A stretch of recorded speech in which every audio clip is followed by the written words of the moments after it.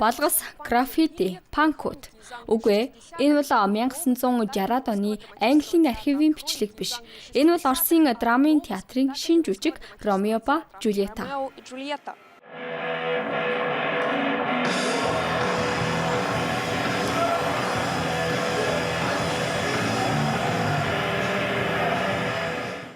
Мөнхийн сэдэв, хайр ба эсэргүүцэл.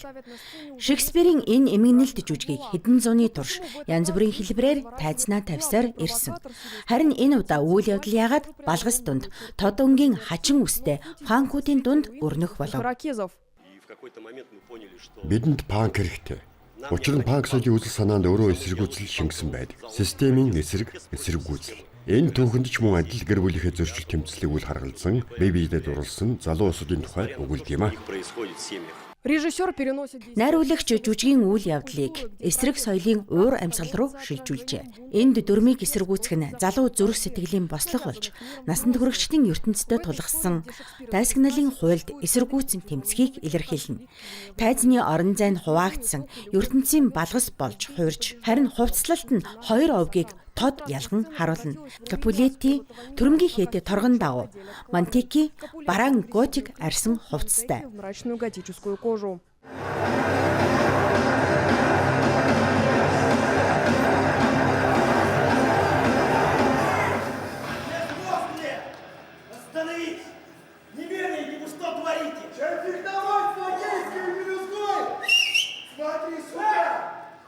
Найруулагч Мордвин энэ бүтээлдээ зөвхөн эсэргүүцэл төдийгүй өсвөр насныхны туйлширсан сэтгэл хөдлөлийг судалжээ. Залуу үзэгчдэд ойлгомжтой болгохын тулд агуу драматургийн текстийг бага зэрэг орчин үеийн хэлбэрт оруулсан ч тухайн үеийн өнгө аясыг хадгалсан байна.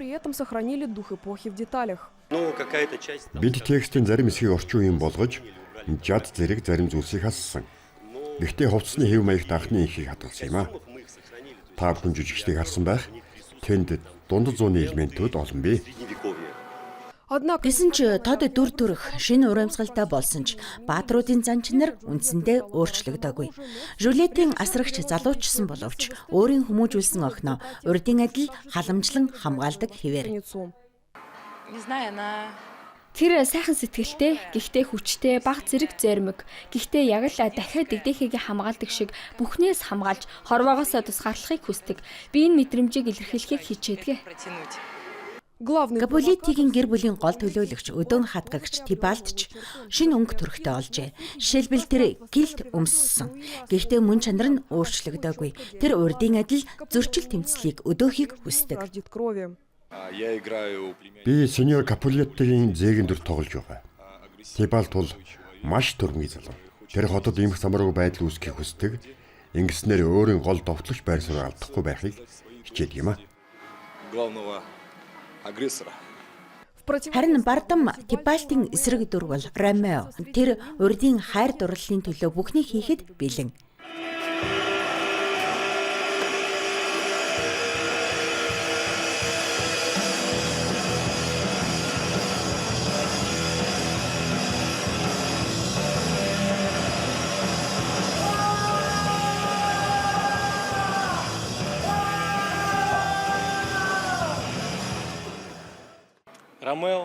Ромео бол сайхан сэтгэлтэй. Хайртай өсвөдөө чин сэтгэлээсээ дурлсан зоригтой залуу. Тэр хайр дурлалын төлөө юунд ч бэлэн байдаг юм. Три слова, милый, а затем простимся. Если честна твоя любовь, то я человека верного пришлю. И ты ей скажешь, где в часу, которым венчаться. И тебе свою судьбу вручу. Баатруудын зарим зан чанарыг жүжигчид өөрсдөө ч олж хардаг. Хайранд итгэсэн гинэн зан над ч бас байдаг.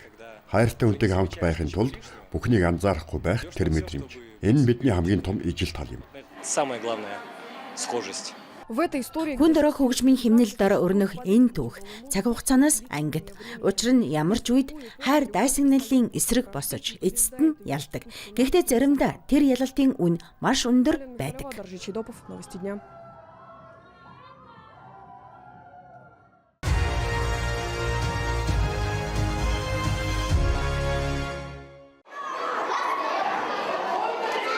Шум и гам.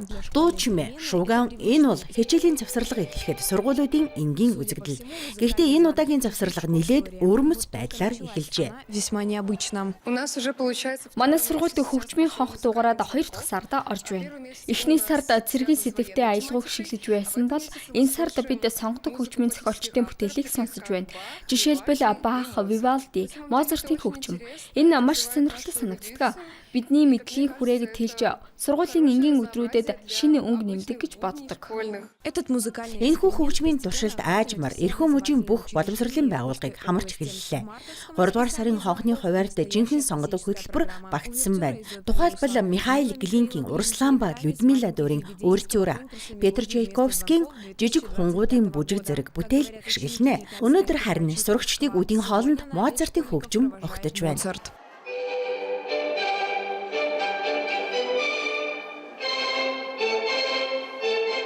Но классика не... Гэхдээ сонгодог хөгжим 3 дугаар сарын цорын ганц гинтийн бэлэг биш юм. Жагсаалтад орчин үеийн аялгауч багтжээ. Зохиогчид нь 2025 онд болсон бүх Оросын хонхны оронд аялгау уралдааны ялагчид байх юм. 19 дугаар сургуулийн сурагчдын хэлснээр заримдаа ангийнхаа үүдэнд жаахан саатаж хөгжмийн төгсгөлийн аккордыг дуустал нь сонсмоор санагддаг байна. Финальные аккорды. Энэ төсөл Оросын боловсролын яамны санаачлагаар хэрэгжиж байгаа. 2024 оны сүүлээс эхлэн Оросын сургуулиудад хэрэгжиж эхэлсэн. Манай сургууль ч мөн оролцохоор шийдэж 2 дахь сарда хонхны оронд янз бүрийн аялал өршөглүүлж байна. Сар бүр ямар хөгжим өршөглөх талаар зөвлөмж ирдэг бөгөөд бид дагаж мөрддөг. Судя по всему, Хөгжимт хонх сургуулиудад удаан хугацаанд үргэлжлэх бололтой. Ингэснээр өнөөгийн сурагчид сургуулиасаа гаралгүйгээр хөгжмийн сонсголоо хөгжүүлж, сонгодог хөгжмийг сонирхон хайрлах боломжтой болж байна. специально для программы новости.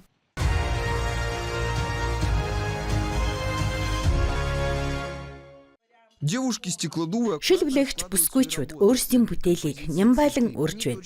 Бүтээлийн төвд цэцгэс оршино. Эдгээр цэцэг хизээч гандахгүй бөгөөд хаврын баярыг үргэлж сануулсаар байх болно. Ксения Булгакова анхны хаврын цэцгүүдийг урлжээ. Тэр шилэнд ам бүхний уян хатан зөөлөн шинжийг тусган харуулдаг. Бүсгүй хэлэхдээ урам зориг байхад бэрхшээлүүд 2 дугаар зэрэгт шилждэг аж. Тайлцсан баярын үзэсгэлэнд Ксениагийн 5 бүтээлийг үзэх боломжтой. увидеть 5 работ Ксении. Би бүтээлүүдээ хөвчлэн хийх явцдаа зохиодог. Шилээ хайлуулж, сунгаж эхлэх үед л цаашид ямар хэлбэртэй болох нь надад мэдрэгддэг. Одоо хавар эхэлж байна. Хүн ер нь зөөлөн, уян мэдрэмжийг хүсдэг шүү дээ. Тэр мэдрэмжийг би шилэнд шингээж үлдэхийг хүссэн. А Наталья Андреевна Харин Наталья Андреева гэрэлтүүлэхдээ шөнийн чийдэн уралдаг. Түүний ад жаргалтай хамттай бүтээл гэр бүлийн үнцнийг илэрхийлнэ. Энэ нь өнгөө сольдог хамелеон үзмэр.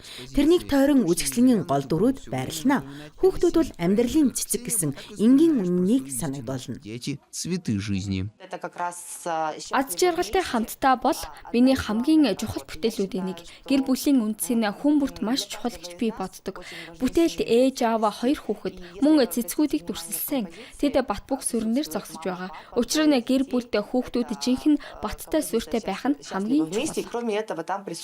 Мастерицы Урлаачид тусгай урлан дотор ажилладаг. Тэнд өдөр бүр мянган хэмээс дээш халуун шилийг хайлуулан дараа нь ийм уран бүтээлийг уралдаг юм. Урлан өдөр бүр ажилладаг бөгөөд энэ нь тус газрын түүхийг хүндэтгэж байгаа хэрэг юм. Урд нь энд тайлцсан шилний үйлдвэр ажиллаж байжээ. Олон жилийн дараач үйлдвэрлэлийн уламжлал мартагдаагүй хിവэр. производства не забыли. Үзэсгэлэн ойролцоогоор 3 сарын турш үргэлжилнэ. 8-ны өдрөөс эхлэн хүн бүр ирж үзмрүүдийг сонирхон үзэх боломжтой. Эдгээр бүтээлүүд нь өнгөрсөн ба одоо цагийг холбосон үргэлж хэлж болно. Учир нь энд орчин үеийн бүтээлүүдээс гадна эрт цагт гар урлал хөгжиж байсан үеийг сануулгах зүйлс ч бий. А в Международный женский день каждая прекрасная... Харин олон улсын эмэгтэйчүүдийн баярын өдөр бүсгүйчүүд өөрсдөдөө онцгой бэлэг хийж үзэх боломжтой. Өнгөө мастер класст оролцож, шилэн идэл урлах, шавар тоглоом будан чимэглэх боломжтой юм. Александр Гаврилов, Сергей Коваленков. Специально для программы «Новости».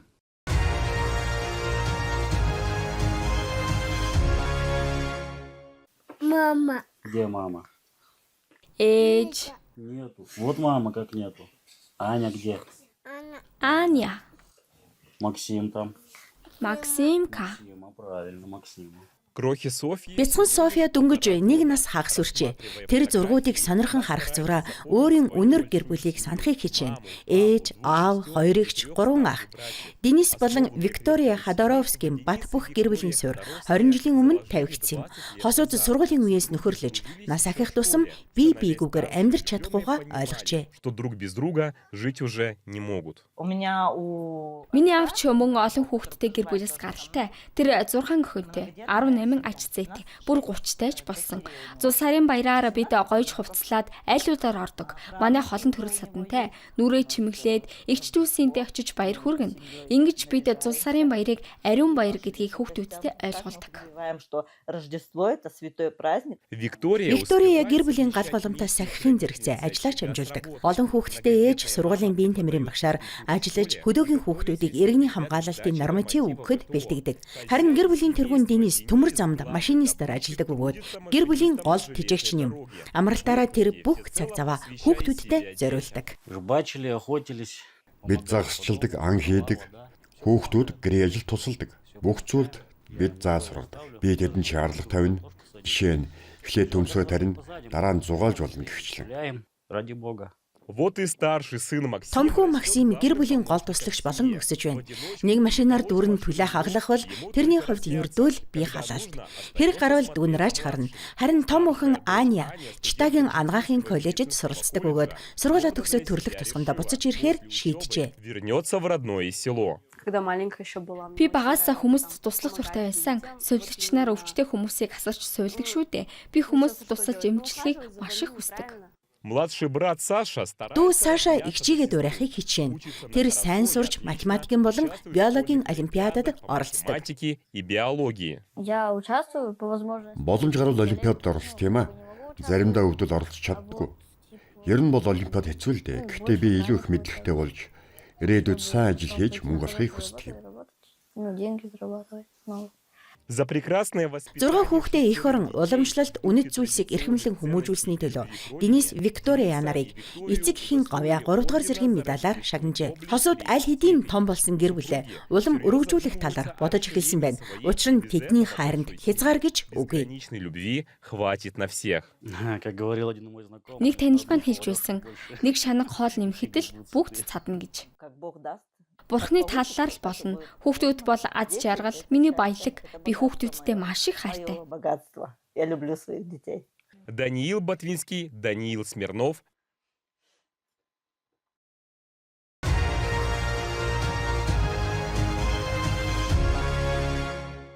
У муниципального автономного Comtech сервис нэртэй хотын автономит байгууллагад ажил ундарч байна. Энд жил бүр зохион байгуулдаг Бүгд найрамдах улсын хүүтний туйл руу аялах нь наадмын талбайг бэлтгэж байгаа. Энэ жилийн наадам Индигирка голын сав газарт алттай орд байгааг нээсэн нэрт геологч, аялагч Сергей Абручевын удирдсан Индигиркийн экспедицийн 100 жилийн ойд зориулогджээ. Одоогор энэ арга хэмжээг зохион байгуулах талбайг бэлтгэж байгаа. Тусгай техник ажиллаж, мөсөн том баримлуулан, чарганы гулгуур хийхэд зориулна. Цас нөөцөлж байна. Мөн тэмцээн уралдаан явуулах, цасан мотоцикл, бугуул морьтой ил зохион байгуулах талбайг тэгшилж байгаа юм.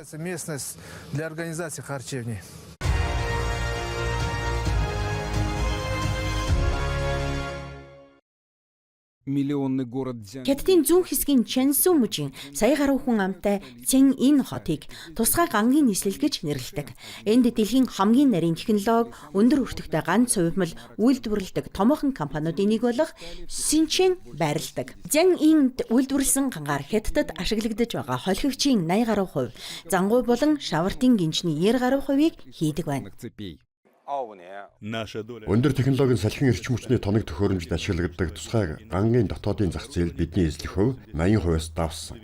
2025 онд бид агаарын болон сансрын салбарт ашиглах бэхэлгээний ганц зэрэг стратегийн ач холбогдолтой 15 шинэ материалыг боловсруулсан юм. Ингэснээр бид уламжлалт бүтээгдэхүүнээс гадна нисэх онгоц, сансрын үйлдвэрлэл болон орчин үеийн машин үйлдвэрлэлийн сэлбэг хэрэгсэл үйлдвэрлэх хүрээгээ тэлж байгаа юм.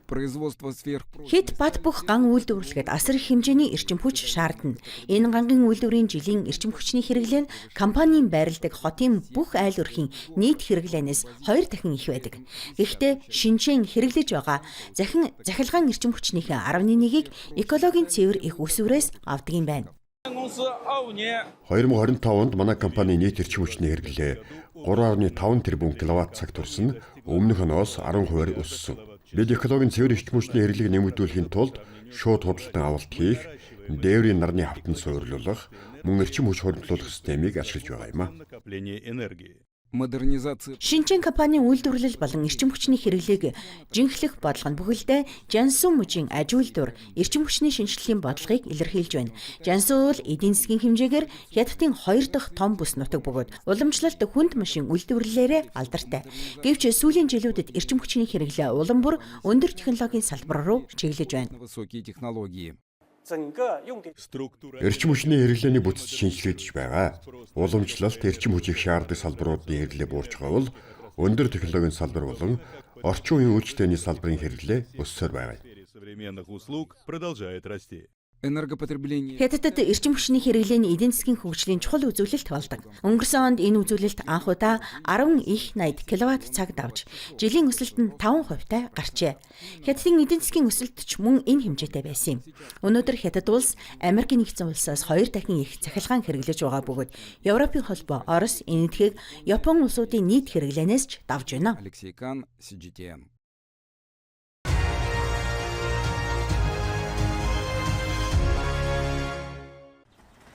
Өглөөний 5 цаг 32 настай Хэцзи Азия аль хэдийн босоод ажилдаа оржээ. Түүний гомингийн газар нээгдэхэд багахан хугацаа үлдсэн ч хийх ажил маш их. Тэр жинхэнэ орц бэлтгэж гахан хавиргаар шүлп зулгана. Ингэж өдөр бүр өглөөг эхлүүлдэг. Өнгөрсөн оны 7 дугаар сард жижиг хоолны газраа нээснээс хойш Азия нэг ч өдөр амраагүй. Нөхөр нь гэрээсээ хол үйлдвэрт ажилдаг тул бүсгүй бизнесээ ганцаараа эрхлэхийн зэрэгцээ 2 хүүхэдтэй өсгөж байна. Урд нь Азия том хотод ажиллаж байсан бөгөөд тэр туршлага нь өөрийн бизнесээ эхлүүлэхэд нь тус болсон гэж ярьдаг. Гэрээсээ хол өөр ертөнцийг харсны дараа би төрлөх нутагтаа шин зүйл туршиж үзэхийг хүссэн. Амжилт олох хэсэг нь чухал биш, харин өөрийн боломжийн хүрээнд эрсдэл гаргах нь чухал гэж бодсон. Хэрэв бүтлгүйтгэл би давж гарч чадна. Харин оролдож үзээгүй бол үүнтэй эвлэрч чадахгүй байх байсан.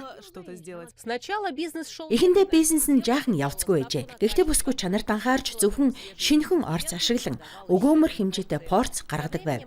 Цаг хугацаа өнгөрөх тусам тэр жоруудаа сайжруулж 5 нэрийн хоол бий болгожээ. Аажмаар түүний гомингийн газар байнгын үйлчлүүлэгчтэй болж эзэндээ хүндлэл авчирсан төдийгүй нутгийн ийм үндэсний уламжлалт ойлголтыг ч өөрчилж эхэлсэн байна. Уламжлал ёсоор ийм үндэсний эмэгтэйчүүд гэртээ үлдэж хүүхдээ өсгөж гэрийн ажлаа хийж нөхрөө дэмждэг байлаа. Тэд ажил ховорхон хийж бизнес эрхэлдэг байв. Харин одоо цаг үеэ дагаж өөрийн чадвар түшиглэн амьдралаа салгуулж байна. Одоо CD хошуунд Ацциягийн гомин хамгийн шилдэгнэ. Гэвч энэ бие даасан байдал өөрийн үн цэнтэй. Сүүлчийн үйлчлүүлэгч гарсны дараач Азиягийн ажил дуусахгүй. Гэрт нь 2 хүүхэд нь хүлээж өгдөг бөгөөд тэр чөлөөт цаг зав тэдэн зориулж хичээлийн хамт сууж хийлэгдэг. Гомингийн газар дахь хүнд хүчээр ажил болон ээжийн үүргийг зэрэг гүйцэтгэх нь амаргүй. Гэвч бүсгүн шийдэмгий зан түүнийг урагш хөдөлсөөр байна. Мэдээж маш хүнд ажил, заримдаа ядаргаанд ордог. Гэхдээ би өөрийгөө сэргээж маргааш дахин шинээр эхлэх хүчийг олдог. Би багаасаа хинээс ч хамааралтай байхыг хүсдэггүй байсан. Энд би өөрийн бие даасан байдлаа олж байна. Здесь я обретаю свою независимость. Магадгүй Азия одоо үйлчлүүлэгчид, нийлүүлэгчид гээд өмнөхөөсөө илүү олон зүйлээс хамааралтай болсон байж болох юм. Гэхдээ өөрийн гомингийн газарт тэр зөвхөн эхнэр, зөвхөн ээж байхаа болж гэрийн гал голомт сахигчийн уламжлалт дүрээс давж гарчээ. Энд тэр өөрийгөө илэрхийлж орчин үеийн эмэгтэйчүүдэд сонголт бий гэдгийг харуулж байна. Энэ бол хүч чадлын илэрхийлэл. Эмэгтэй хүний хувь тавилан зөвхөн гэр ба хүүхэд гэх хэвшмэл ойлголтоос ангид байх алхам юм. Тэр алхмын үнэ нь асар их ядаргаа байсан ч хамаагүй гэв.